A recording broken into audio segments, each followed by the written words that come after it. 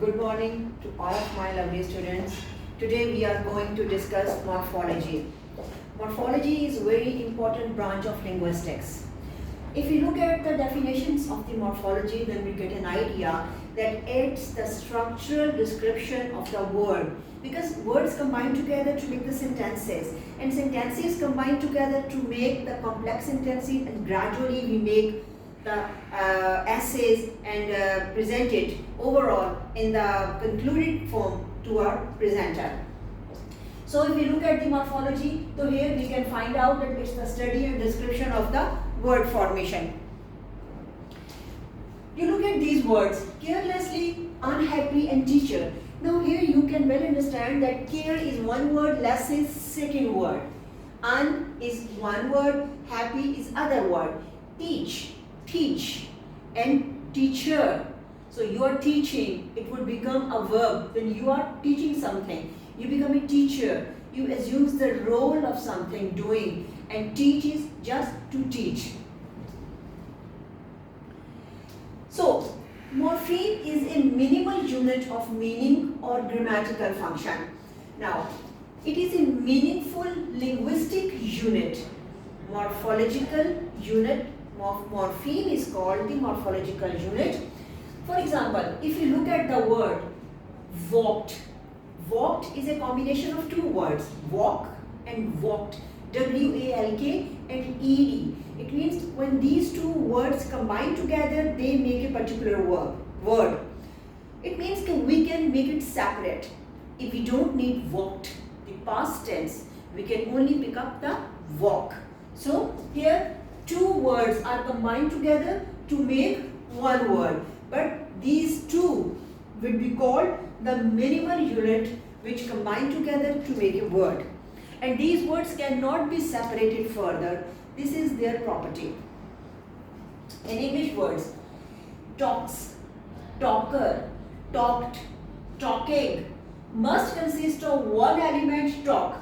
The talk is in all these words, and a number of other elements, S, ER, ED, these all words are combined with the basic word, and that is the talk, to change the structure of the word. So main word remains there and other words are getting attached with it to change the meaning of the word to fulfill our own requirement. Reopened. Re is one word, open is another word, and ed, reopened. Open, opened, reopened. We made three words with the help of this scheme. Tourists, tour. If we add ist, it becomes tourist. And then s, plural form, tourists. So, minimal unit of meaning tour, minimal unit of meaning ist, marking person who does sth. Minimal unit of grammatical function s indicates plural. Here comes the important thing, that how many types of morphemes are. Morpheme has two types, free and bound morpheme. Now let's understand what is the difference between free morpheme and the bound morpheme. Free morpheme: serve, press, add, and. These are the prepositions, these could be conjunctions, these could be the proper words which you feel it could stand separately. You don't need to pick up some other words to present the true sense or to make the true meaning of these words. They can stand alone. They can maintain their own identity without any problem. So these are the free morphemes. Free. They are not bound with anybody to show their own identity or their representation. So here we can say that these are the free morpheme. But if you look at this slide, then you will find ed, s and ing. They don't have their own identity. They cannot stand separately without any identification. So they need to be attached with some other particular words to maintain their own identity. Here you look at this. You use this word with unhappy. Teacher, teacher, teacher. Less, careless, care. And careless becomes the property of a person. Careless.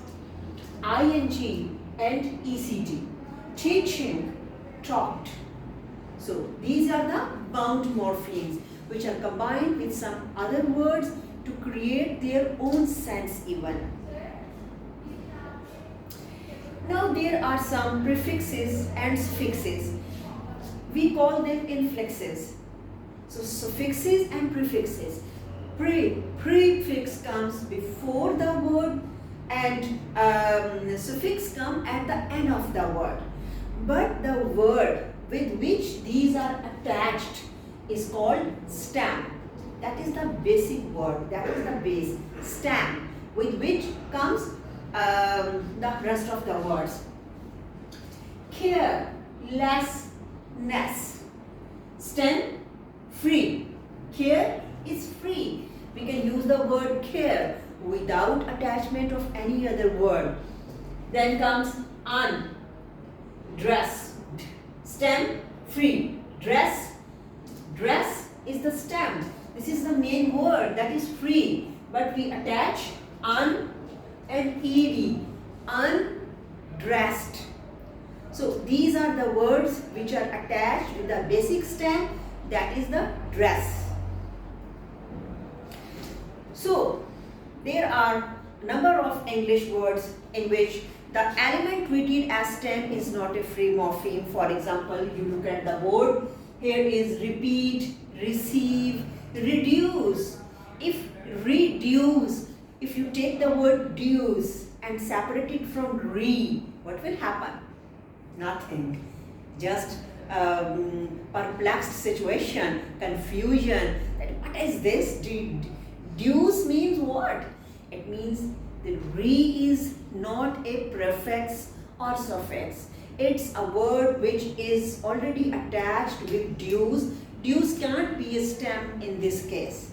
So, like we feel, okay, redeem. Deem is a word. If you use redeem, it becomes prefix, which is attached with deem. But in reduce, it can't be. So, English is not so easy to understand because it's a some way very tricky language. So sometimes, because usually students say that what is this, ma'am? If you say P-U-T, put, P-U-T, put, but B-U-T is not but, this is but. So what is this? They become confused. But we have to learn the things in the way these are devised by the linguists. So let's do it. So types of morphemes, lexical and functional. How lexical and functional different from each other? Look at it. A word that conveys information in a text or speech is known as a lexical word.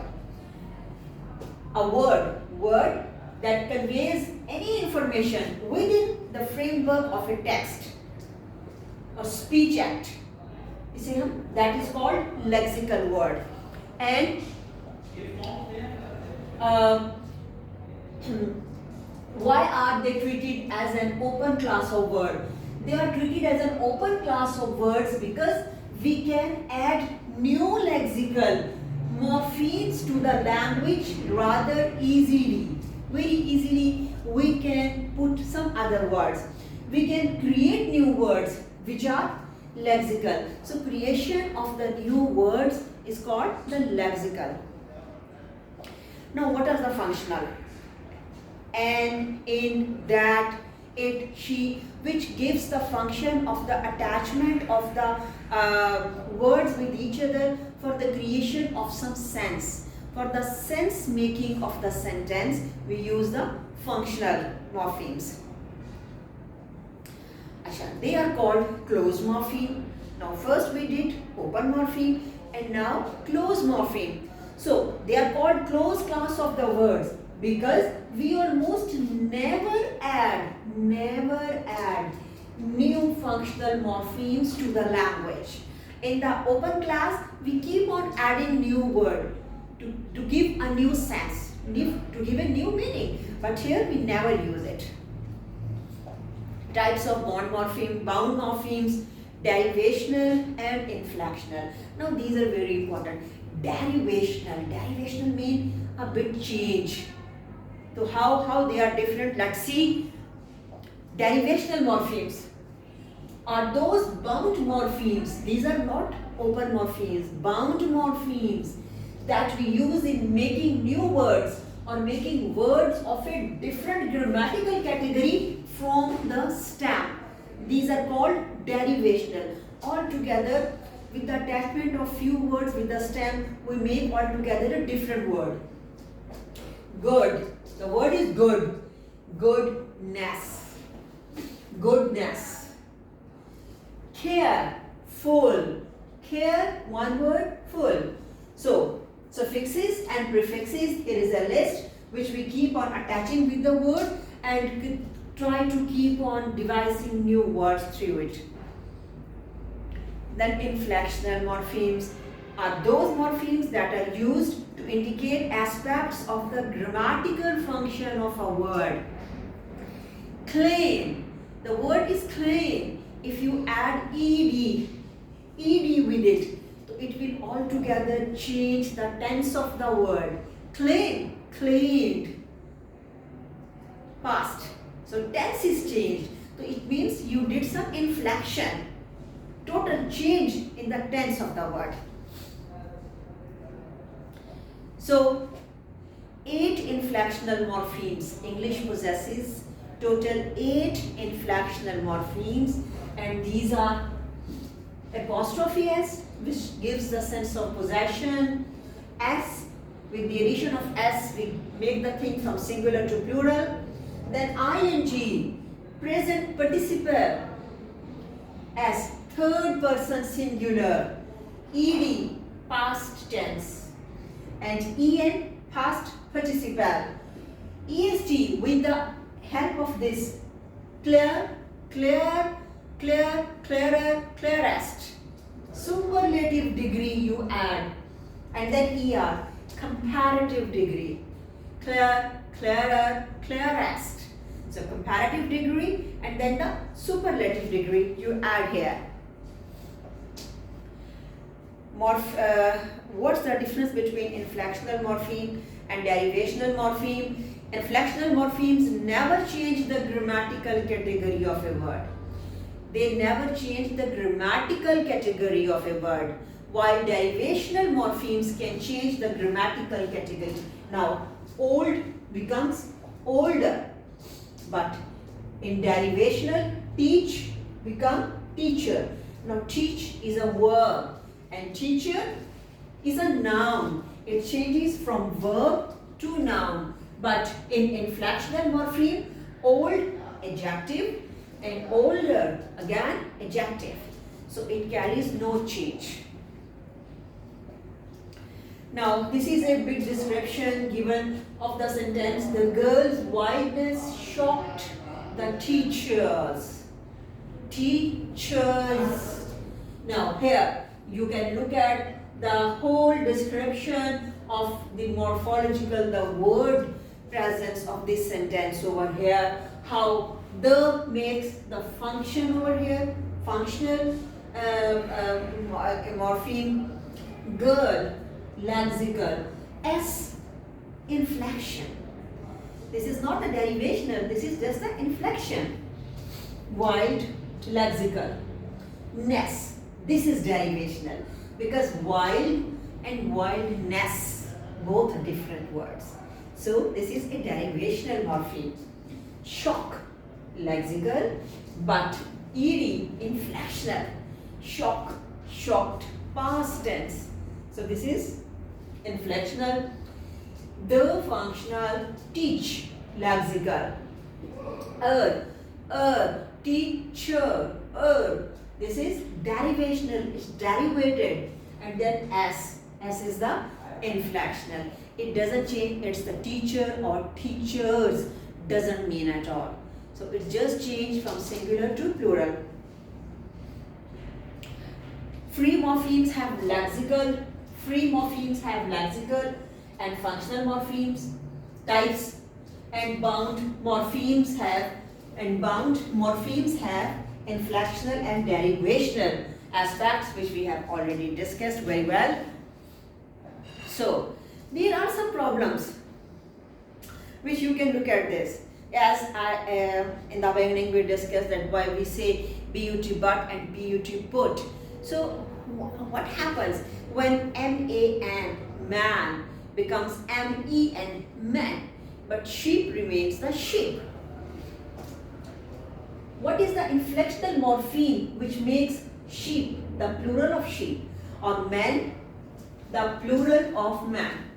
A related question concerns the inflection which makes went the past of go.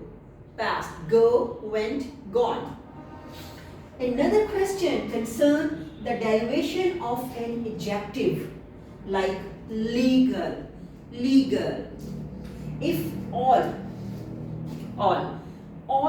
is the derivational suffix as it is in forms like institutional, then what is the stem? No, it is not leg. We cannot say that stem is leg. So here comes some problem and it becomes a source of confusion for us.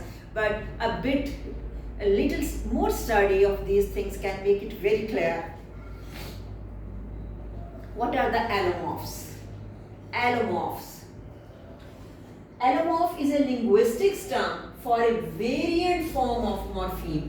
There are morphemes and the variations, different types in different morphemes is called the allomorph. Allomorphs, there are many alloforms. For example, you can look at this past tense and the plural morpheme. They past tense and plural form, they all are the allomorphs. So that's all for today. I hope you enjoyed the word formation, that is the morphology. Linguistics is basically very interesting subject. It tells you something altogether different from the way you speak in your daily life, and you become stuck, and then you keep on smiling that what's happening with you, even though you are a good speaker of that particular language, but when you come to the description of it, so you become very surprised. But nevertheless, learning goes on, and this is the main thing and purpose of our living, is that we keep on acquiring knowledge, because knowledge is the gift of God. Thank you. Take care. God bless you all.